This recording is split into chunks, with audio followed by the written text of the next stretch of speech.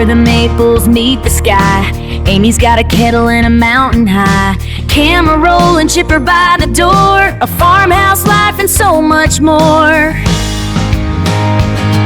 I'm a Catskill homebody feeling alright, dancing in the kitchen by the soft firelight, chipper and scout running all around while I build a life on steady ground. Simple days and homemade dreams, that's Catskill life with me. So pull up a chair, stay a while, find your peace and Amy smile.